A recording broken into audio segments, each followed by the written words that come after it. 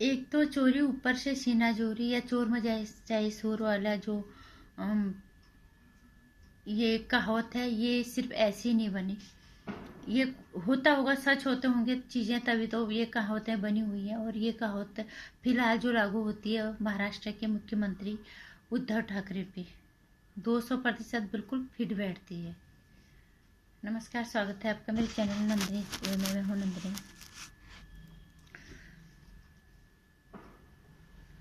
अपनी औलाद से प्यार सभी को होता है, लेकिन इंसान वो है जो अपने खून के रिश्तों से ऊपर उठ के सोचे। मर्यादा पुरुषोत्तम भगवान श्री राम ने यही संदेश दिया था कि प्रजा संतान की तरह होती है।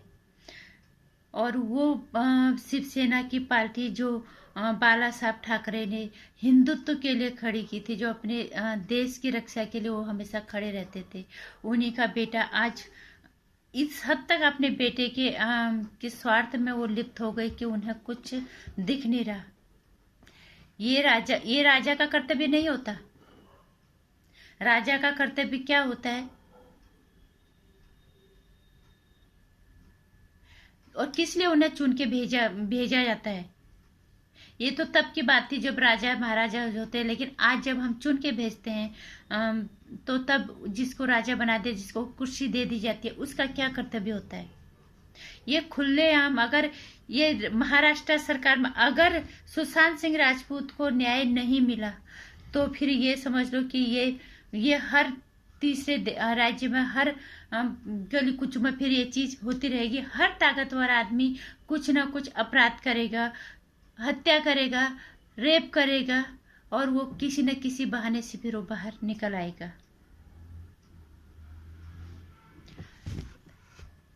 महाराष्ट्र के जो मुख्यमंत्री उद्धव ठाकरे जी हैं, कितने लोगों के गुस्से का शिकार, नफरत, इतनी घृणा लोगों को उनसे हो गई है।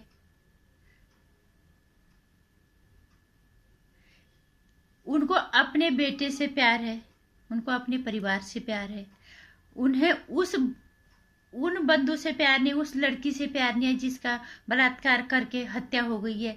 उस सुशांत सिंह राजपूत से उन्हें प्यार नहीं है जो बाहर से आके जो अपना मुकाम बनाता है एक दूसरे शहर में, जिनको उन्हीं के राज्य में, उन्हीं के नेतृत्व के अंदर जो राज्य में सरकार है, उसी राज्य में, उसी शहर में उसकी हत्या हो जाती है। वहां पे उद्धव ठाकरे उनको न्याय दिलाने के बजाय, अपराधियों को सजा दिलाने के बजाय, एक मुख्यमंत्री का जो कर्तव्य होता है, जो दायित्व होता है, उसको निभाने के बजाय जो लोग उसके साथ सुशांत सिंह राजपूत को न्याय दिलाना चाहते हैं, जो दिशा सैलियन को न्याय दिलाना चाहते हैं, उनको उनके खिलाफ उल्टे सीधे हरकतें अपना रहे हैं। क्या एक राजा का ये कर्तव्य होता है? अगर वो सच में बालाजी साहब ठाकरे के बेटे होते तो वो कहते जो अपराधी है पकड़ो और ले जाओ,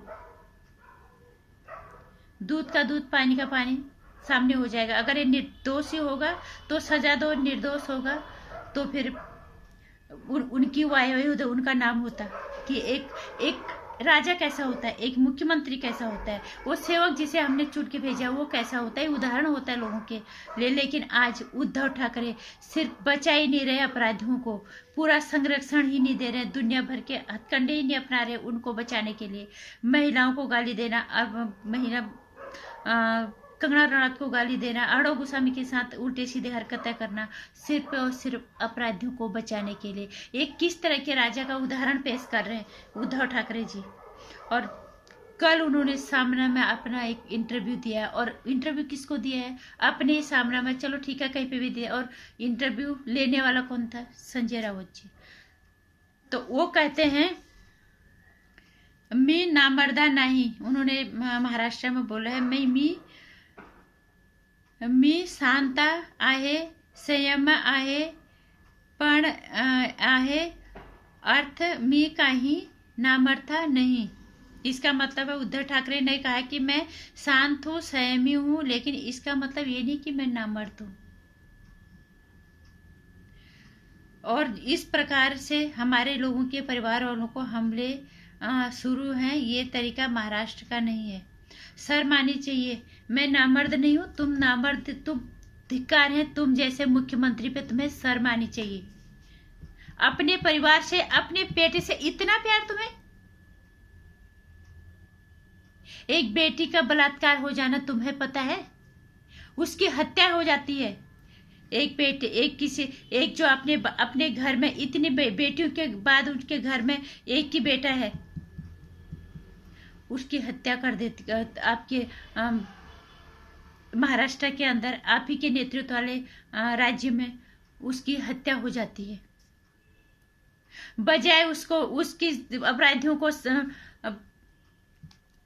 सजा दिलाने के, आप उनको बचाने की हर वो कोशिश कर रहे हो, हर वो हथकंडा अपना रहे हो जिससे कि दोषी बच जाए। और क्या उदाहरण पेश कर रहे हो। सिर्फ यहाँ तक की बात नहीं है, अगर आज सुशांत सिंह राजपूत को न्याय नहीं मिला, अगर इन दोषियों को अगर न्याय को सजा नहीं हुई, दिशा सलान के और सुशांत सिंह राजपूत के हत्यारों को अगर सजा नहीं मिली, तो समझ लो ये हर वो ताकतवर आदमी जिसकी थोड़ा सा भी पहुंच होगी, वो इस तरह के कुकृत्य को हर दिन अंजाम देगा। वो हर लड़की को अपनी रखेल समझेगा, अपनी गद्दी नजरें डालेगा, और हर लड़के को, जो हर वो बंदा जो बचाने की कोशिश करेगा उसकी भी हत्या कर दी जाएगी। मतलब इस तरह के कुकृत्य अपराध फिर जोरों पे होंगे, और ये इसका श्रेय जाएगा उद्धव ठाकरे को। ये कहता है मैं नामर्द नहीं हूँ, तुम नामर्द नहीं हो, धिक्कार है, तुम नामर्दी हो, सबसे बड़े वाले नामर्द हो तुम।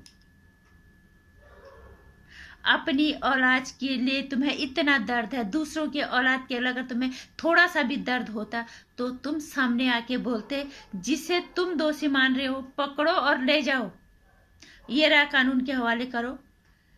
दोषी होगा तो सजा दो, अगर निर्दोष होगा तो मेरा बेटा, मेरी वाई मेरे बेटा, और तो उन लोगों का शक दूर हो जाता, और लोगों की नजरों में तुम्हारी दुनिया, तुम्हारी एक मिसाल कायम होती, एक उदाहरण पेश होता। अपनी औलाद के लिए इतना दर्द, ये दर्द दूसरों के औलाद के लिए नहीं आता। ये दर्द दूसरों के लिए दर्द तब उठता है जब तुम इंसानियत से ऊपर, अपने खून से ऊपर उठ के अगर सोचते हो तो इंसानियत आती है। लेकिन तुम तो राजा हो, तुम्हें तो कुर्सी ले रखी है वहां की जनता की रक्षा करना, देश की जनता की रक्षा करना नेताओं का और कानून की जिम्मेदारी होती है। अगर तुम लोग यही करोगे तो फिर तो ये समझ लो, अगर ये आज यहाँ पे अगर आज दोषियों को सजा नहीं मिली, अपराधियों को सजा नहीं मिली, तो हर दिन यही होगा। ना कोई लड़की की इज्जत सुरक्षित होगी, ना किसी कोई बेटा सुरक्षित होगा। और यहाँ पे आज तक यही होता आया होगा, शायद आज तक चीजें छुप जाती थी। धिक्कार है तुम जैसे मुख्यमंत्री पे, जिन्हें अपने बेटे का इतना दर्द है, दूसरों के औलाद का दर्द नहीं है, जिसकी इज्जत तार तार हो गई, उसके बाद उसकी हत्या हो गई। एक बच्चा जो बाहर से आके तुम्हारे शहर में नाम कमाता है, इस शहर का नाम रोशन करता है, उसको ये सम्मान मिलता है तुम्हारे शहर के अंदर।